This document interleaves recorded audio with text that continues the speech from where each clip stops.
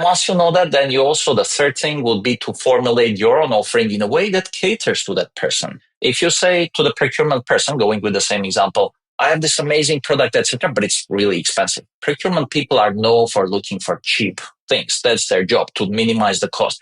If you give them the most innovative, amazing thing that would be great for Google, however, it is expensive than their current offerings, he is never going to let it pass, right? He's going to gatekeep it. But if you know that there is a way of formulating your package in a way that's going to look cheap to him, and yet kind of still check the box of being innovative, etc., then you have a better chance. But you have to, again, understand how the person thinks before you even offer your offer.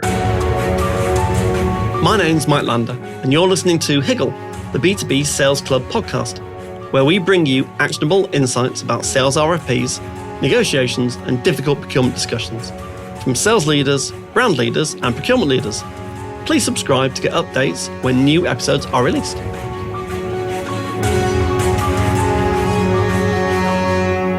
Hayk, thanks ever so much for joining us on Higgle, the B2B Sales Club podcast. My pleasure. So I'm looking forward to this. And I met you through Helm, didn't I? Yes, I think so. Yeah, we connected through Helm. And you know Henry, don't you, as well? Yes, I do know Henry. Met him on a couple of occasions as well. So, for the benefit of the listeners, just to describe who are you, what do you do, and something unusual about yourself. Okay. So I'm Hayk. I'm the CEO and co-founder of InsightGenie. This is initially a fintech, but basically now it's a customer intelligence technology that is being used by financial organizations across Asia and more in Europe and globally to onboard and serve customers, banked, unbanked, all kinds of customers. And it poured out recently into recruitment industry because the same kind of behavioral building blocks are being used there. So it's basically a behavioral profile of a person in simple terms. And we provide that to the bank, to an insurance company, to a recruitment company, and they are assessing, and whatever that they have to do afterwards, after that assessment, is up to them. But our piece is figure out what's the meaningful kind of a way of quantifying person's behavior, person's character, and personality. Okay, very good. And something unusual about yourself? I used to train in breakdance a couple of years ago in Nepal. I think when Really? I say Nepal and breakdance, I was there for about 6 months, of which 4 months I was training, and I was already quite old. The unusual part of it is when I started my training, everyone else was like between 10 to 20, and I was like in my 30s, and everyone was like, who is this guy? Brilliant. And even till now, sometimes, I don't come through as I know how to dance, etc. I'm not a big expert, but I can do all the basic stuff. And yeah, it's quite unusual sometimes as an icebreaker. Sometimes you say, I can break dance in a party. Exactly. Yeah. Well, we shan't demonstrate that right now because obviously our listeners won't be able to see. You won't see. But yeah, so I like to dance and I know a little bit how to dance. Yeah. Very good. Okay, let's get into the questions. So we're going to talk about how to use behavioral science ethically in B2B sales situations. Mm-hmm. So just kind of first of all, just explain to people kind of what is behavioral science? So behavioral science, if you like, Mike, it's an umbrella for a number of different disciplines. For example, sociology, cognitive or evolutionary psychology, neurosciences, anthropology. These are all together. Let's call them collectively behavioral sciences. They are called so because they are researching or providing some sort of insights on different parts of the person's behaviors, personality, character, and kind of collective term is behavioral sciences. They are also they are different from natural sciences, which are a lot more mathematical or quantified in that sense, right? So we, by the way, the company I run is also specialized in behavioral sciences. We just kind of technologize the behavioral sciences into a specific product, and that's kind of what we offer to the various industries, finance, HR, etc. And again, in simple terms, behavioral science is basically one of the sciences that describes a specific aspect or a type of a person's behavior. For example, neurosciences, right, are looking at specific cognitive aspects of the person, and they're looking at how that translates to some types of behavior. Typical things like behavioral economics looks at economics, but from more behavioral perspective, how people behave in their day-to-day kind of economical activities, etc. Right? And basically, I mean, our pitch sometimes when they say, why do you use behavioral sciences in like assessing people? I say, you're assessing human beings. You need human sciences, right? Not just mathematical sciences. It's as simple as that. So we use human sciences to assess humans, and we then package those into a score or into a profile. That's being used by everything from recruitment to credit card company that tries to onboard a credit card customer. Because at the end of it, it all comes down to figuring out what's the potential type of a person this person is, whether he or she will repay or not, or whether he or she will, let's say, do well in a job, right? It's all, again, about the person's character, person's behaviors, and we're in the business of kind of evaluating that and providing some sort of a prediction for future. Okay. And so for the listeners, how scientific is this? So being a bit of a rationalist, I'm thinking, doesn't sound it doesn't sound like it would scientifically work over thousands of different participants. So what's the kind of science behind this kind of behavioral science? This is a very, very important question. So let me give you the context and the contrast. The context is, if you take, for example, physics or mathematics, it's very mathematized, quantified. There are specific systems that have been proven to work, some of them for hundreds of years. Yeah. In behavioral sciences, this is relatively new. I think some of the earliest ones go back to end of 19th century, so 1800 somethings. But in terms of sciences as such, there is a body of knowledge and information that shows that, for example, specific people behave in this or that way, given this or that condition. But in terms of mathematics, first, I think the big comment is, firstly, mathematics-wise, economics, behavioral economics specifically, is probably the most, maybe the closest to being natural science in that sense, because it has a, relatively rigid mathematical apparatus like the likes of which you'll find in physics, mathematics, etc.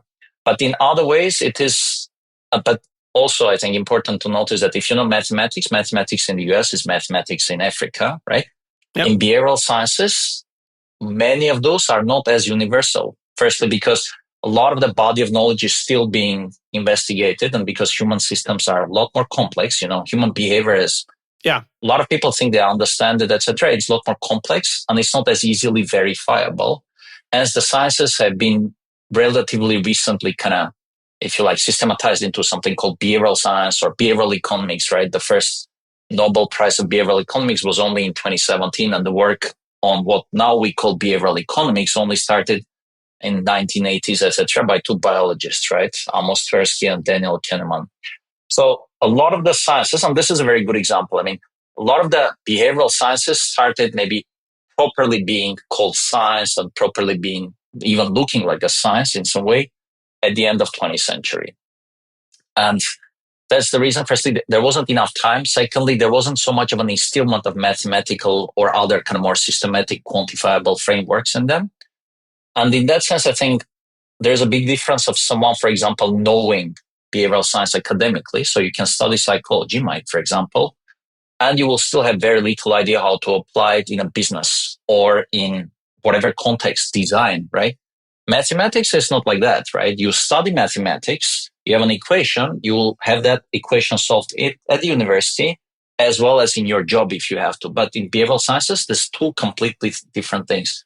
There are a lot of people you find to have degrees in behavioral science, whichever it is, sociology or types of psychology or even neurosciences. But it's very difficult for them they have to learn how to apply that. And this is very counterintuitive. And because of the lack of, if you like, mathematical apparatus, rigid mathematical or proven mathematical apparatus in most of the behavioral sciences, it's also very fluid. So it's subject to interpretation by different cultures, different contexts. Context in many, many cases is more important than the actual kind of a theory that you know. So it's a couple of things. First, there isn't the kind of frameworks that natural sciences have. Two, a lot of it is very new. And three, human behaviors are highly complex. Unlike you would think physics is complex, physics is complicated, but it's not complex. You have in behaviors, you have emerging behaviors. For example, you might be as a person acting in one way, in a group in a very different way, in specific context, and yet another way for exactly the same thing, right? So there is complexity and emergence that does not exist in natural sciences like that, because you can quantify it all the way to the absurd level, small level. How predictive is this? Because in science, things are relatively predictive based upon empirical evidence or on mathematics. In behavioral science, are characteristics predictable across population groups? So there are specific characteristics that are. So I'm going to speak with a lot of disclaimers here and there, because this is also a work in progress. But so there are specific characteristics. For example, you are able to, let me give a simple example. If you try and assess personality, which is, let's say, a 101 of behavioral sciences, right? Personality assessment has been around since 1970s in more or less technological form. You have what you call Big Five or etc. People being assessed on how open they are or how conscientious. These things have existed for a while. A lot of those have very limited accuracy, unfortunately, but they are very logical and appealing. For example, if you answer 10 questions in a very specific way, an HR person is going to think you're a very open or very conscientious person. Whether that is correct or not, even if you think of yourself as one, has nothing to do with the reality. So personality tests have existed and are still continuing to be pretty mainstream, especially in recruitment companies or recruitment departments, because that's the easiest and the most logical, like whether that's Myers-Briggs or Big Five as the two, probably the most known ones. But Mike, I think I have to say this is that unfortunately, due to the absence of feedback loops, feedback loop means you recruit someone using Big Five or Myers-Briggs, 6 months or 1 year down the road, and along the way, ideally, you check whether your predicted behaviors and personality characteristics of this person are actually manifesting themselves or showing in terms of results. This does not exist. As the point, people don't get fired because 6 months down the road, someone figured out that they're not as conscientious or not 8 out of 10 conscientious, right? People don't get fired, hence there is no feedback loop. And the same appealing, logical, and yet not entirely, but quite wrong system persists in existence simply because it's appealing. We need to have some way of telling ourselves we assess this employee and this is it. But unfortunately, it's not accurate and it's static. It doesn't consider context, etc. So you see, so now coming to the bigger question of how predictive they are, the proper sciences like behavioral economics, which, as I said, probably is the best example of a more quantified of the sciences, behavioral sciences, it is relatively accurate. Again, I cannot compare it with physics or mathematics. It's not going to stand a chance. But or even the proper standard economic theory, it won't stand a chance. But if I compare it to, for example, evolutionary bio, like psychology, etc., it is probably more accurate because a lot of the discoveries in evolutionary psychology are still work in progress. So it's again a confluence of the fact that firstly, the kind of systems that natural sciences or the mathematics have do not necessarily exist. Even in biology, you would think natural science, biology is being normally mocked as the smaller brother of natural sciences because they don't have the developed mathematical apparatus.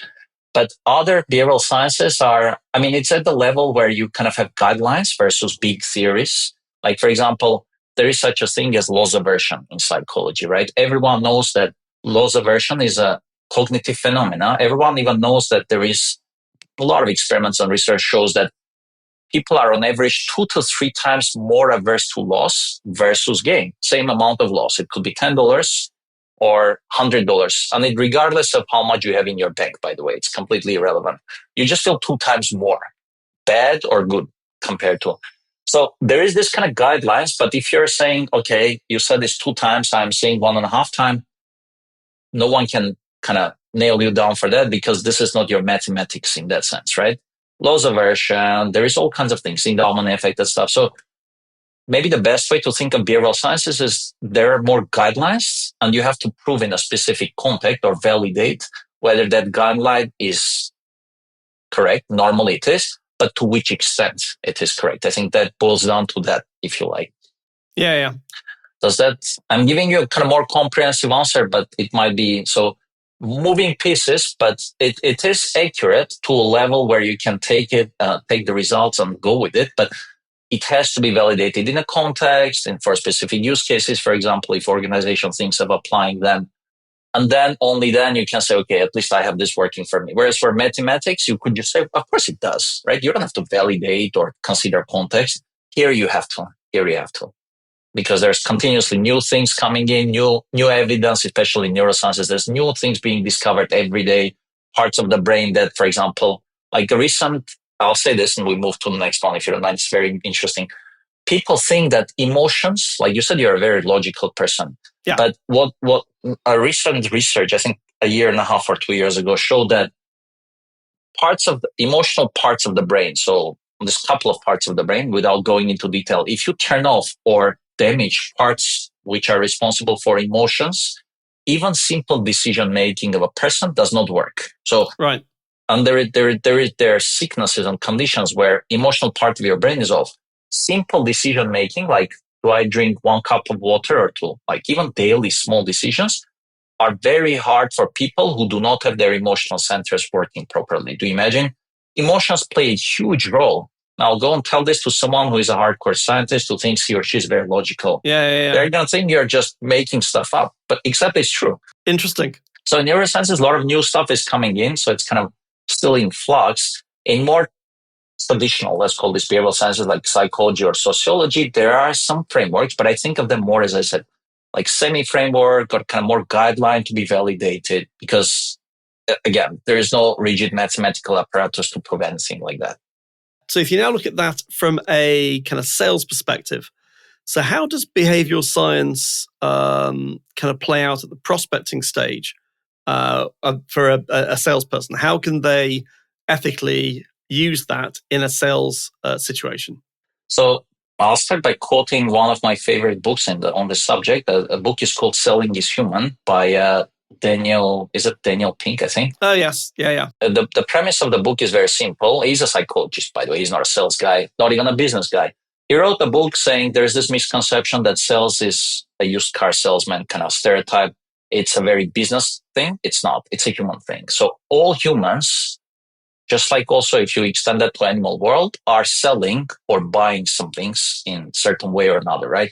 Selling your time, selling your idea, selling a concept, an activity, obviously all of that outside of business context. But in business specifically, when you're doing sales, it's just extension of what you do every day, right? Every activity you have in one way or another, it's some sort of a sales activity. So how to use ethically. So firstly, understanding behavioral science, I think, is critical to be an efficient salesperson, simply because you are dealing with an organization, but in fact, you're dealing with a human being or human beings. So your understanding of how human beings think in that organization with whom you are working with, I think is pretty critical to be a successful salesperson, right? Of course, you can argue a lot of salespeople have no idea.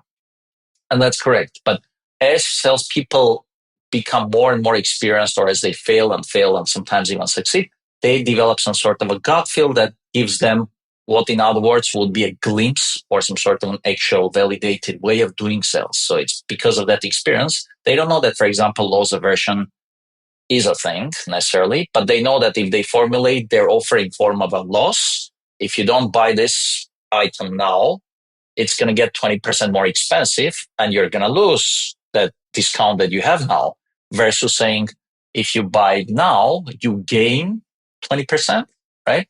So formulating something in form of a loss is very nature for a lot of salespeople, right? Deadlines, etc. But what they don't know is loss aversion is a whole framework in psychology. If they knew, they would deliberately apply and get consistently better results rather than kind of more randomly. So that example just is illustrative in a sense that if you know how people work, then it's easier for you to, number one, understand how they think. Number two, understand what they really want. These are the two things that you have to do using behavioral sciences. Understand how they think about certain things. Again, an example, let's say you're selling a software product to a big company like Google, and you're selling to their procurement person. This is the procurement person you're selling this to. Doesn't matter if it's Google or anyone else. Google might want your product, but you have to consider first and foremost the procurement person's personal agenda, because that's a person you're selling to. He or she may or may not be aligned with what Google wants, or he or she may not even tell you, might even lie to you, and you won't even know it, right? So how do you understand really what the person's kind of personal wants and needs are and how he or she thinks, right? These are the two things that you have to do. Behavioral science is really good at this. Again, if you know how to use it, assuming You can ask specific questions, use specific type of words, and kind of try to read between the lines. Of course, you can ask straightforward questions as well, which is normal. But it really helps you become more efficient in one, understanding who this person is and what, if you like, in some ways is the agenda or the priorities of a person. And two, what is the person actually looking for versus what he or she says he's looking for, right? This is two different things. And then once you know that, then you also, the third thing would be to formulate your own offering in a way that caters to that person. If you say to the procurement person, going with the same example, I have this amazing product, etc., but it's really expensive. Procurement people are known for looking for cheap things. That's their job, to minimize the cost. If you give them the most innovative, amazing thing that would be great for Google, however, it is expensive than their current offerings, he is never going to let it pass, right? He's going to gatekeep it, and you're never going to go anywhere else. But if you know that there is a way of formulating your package in a way that's going to look cheap to him, and yet kind of still check the box of being innovative, etc., or you say, here's the entry point, then eventually we'll keep this for free, or you can use it in this way for a limited amount of time, then you have a better chance again. But you have to, again, understand how the person thinks before you even offer your offer, right? And you have to understand what the problem or the priority is. So that's how I think ethically, and you're right, I think the keyword is ethically, because this could definitely be misused. It could, definitely. And it could easily be misused, right? You can always go basically misquoting, for example, in a very specific way, your competitors, or saying things that are patently not even true. You can exaggerate your own product just to make sure it passes whatever things that the person is looking for. And it's not necessarily a lie. I mean, there is many, many ways it could be misused, but the ethical way of using it, as I said, first, I understand where the person comes from, what's the priority of the person. Secondly, what he or she really wants. And then third is package your own solution or offering in a way that appeals to this person. Person first, company second. That's super important, because if you put company first, people who you talk to have different agenda from their companies, even in startups.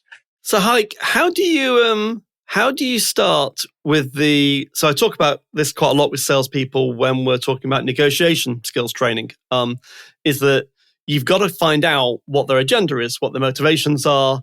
In very simple terms, you have demands versus interests.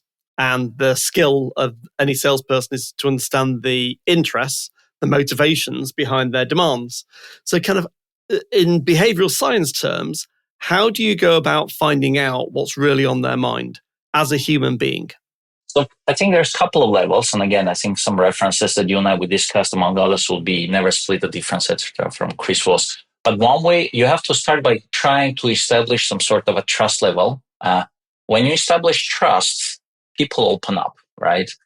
You establish trust if you have something in common or a little bit of an icebreaker. Again, different examples. But basically, my suggestion, with the exception of certain cultures where you have to be straight to the point, like Scandinavians, etc., or some German parts, it's easier to start lightweight to just kind of get the trust going or ease the person into some sort of a comfort, especially if it's the first or introductory call, and ask more questions about them. Don't go, and this is, again, intuitive for a salesperson to sometimes just go and say, I have this solution, it's so unique, it's going to solve your problem. The better way to do this, you have to establish trust by finding something common or asking open-ended questions that will show the other person that you are interested in what they have. Ask about themselves, ask about them, their company. Try and understand, like, okay, what are you looking for? How did you come across us? What's the problem you're trying to solve? What's the pain point? When you show the other side that you're basically really interested in helping, of course, the sales part is there, but what they hear is that you're interested to help. That kind of establishes that initial trust level, and it opens them up. They start telling you stuff they wouldn't otherwise tell a salesperson, because the stereotype is still strong, right? Salesperson wants to sell you. Or if you ask questions like this, they show that you have some real interest. Trust is there. They start opening up. They might not tell you everything immediately, but as you continue asking relevant and follow-up questions, they will open up and open up. And one thing I do, for example, very common at the qualification stage, is I basically use what's in psychology called anchor, right? So, right. Or extreme anchor in some cases. So anchor is being used. Very concrete example for listeners.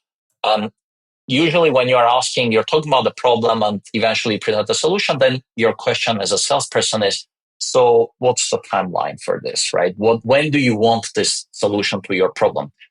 And of course, if it's first or second call, you don't necessarily get an answer with, yes, it is January 12th next year. I have to launch it. You get something like, well, we're still figuring out that it's not really clear, etc., etc.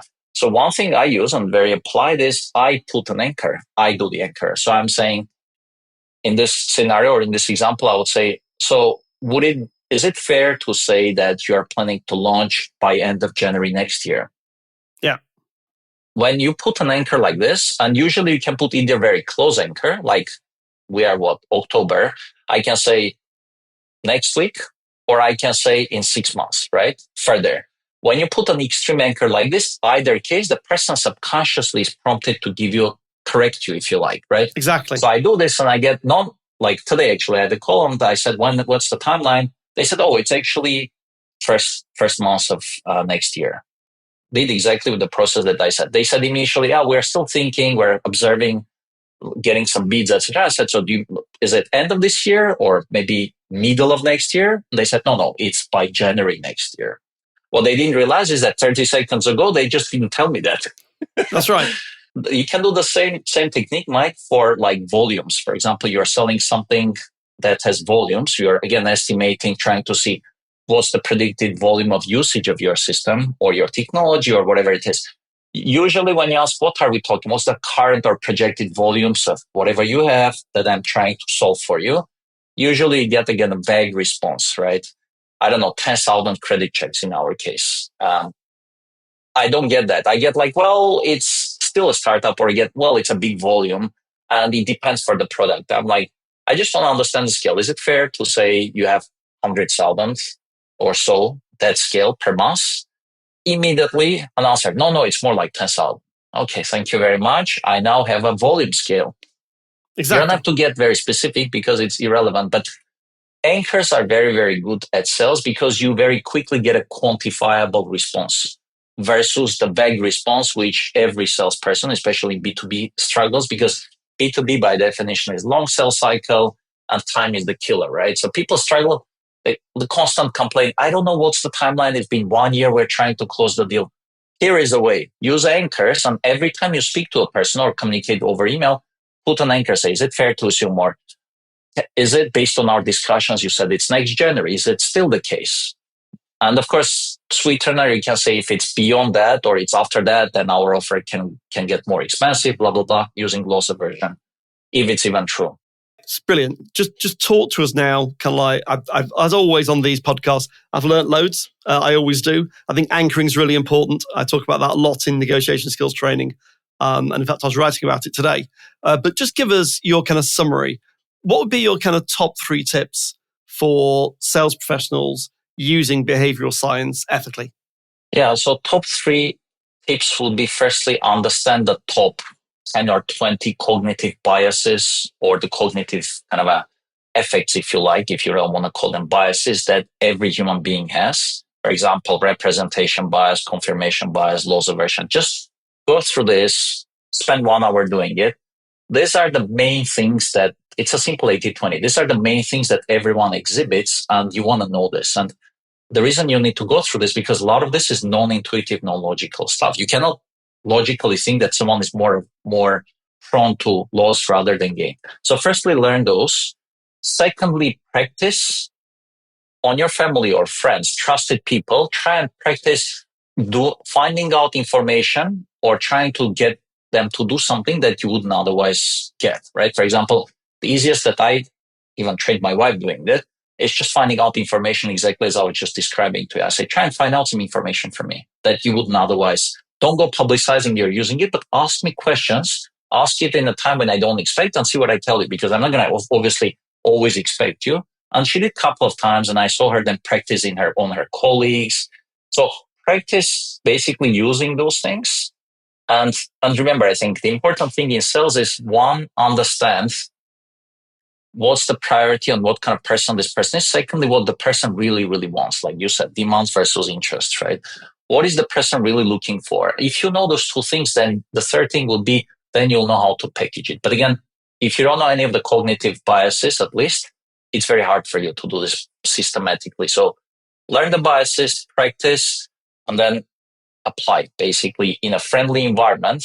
And then you can start applying eventually in a business, I would say this. And just go with top 20. I think that's more than sufficient to become a lot more efficient as a salesperson. Does that make sense?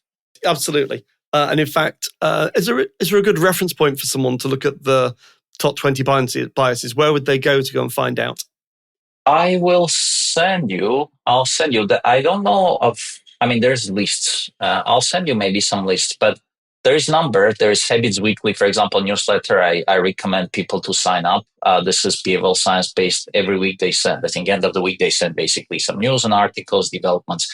Habits Weekly, you can Google. What do I follow? I'm a big fan of everything that's Daniel Kahneman. He unfortunately passed away recently. And then, of course, the person who got the behavioral economics Nobel Prize, right? And what's his name? Richard, I forgot his name, sorry. But basically, again, I'll send you this references later. So few things, these are people who are very credible, serious scientists who did this, right? And as much as there isn't so much of mathematics in science, but this is as close probably as it might get, right? In terms of being a science. So human science, I think that's what it is. So normal for human science. Exactly. Yeah, just go with just educating yourself, because a lot of new stuff happens all the time and you need to be kind of aware. Yeah. Hayk, it's been amazing. Thank you ever so much indeed. So where can people find out more about you? You can find out, I haven't really been updating my blog. I didn't have the time, but start with the blog, I think, Hayk, H-A. So HAYKHA.com. That's my blog. I've been wanting to update it, haven't updated so much. Or you can just follow me on Twitter or LinkedIn. I think that's probably where I spend the most time posting contents. Perfect. Hayk, it's been a real pleasure. Thank you ever so much. Thank you. Great. Thank you very much for having me. Thanks for listening to Higgle, the B2B Sales Club podcast series with your host, Mike Lander. Please subscribe so that you'll catch all the next episodes.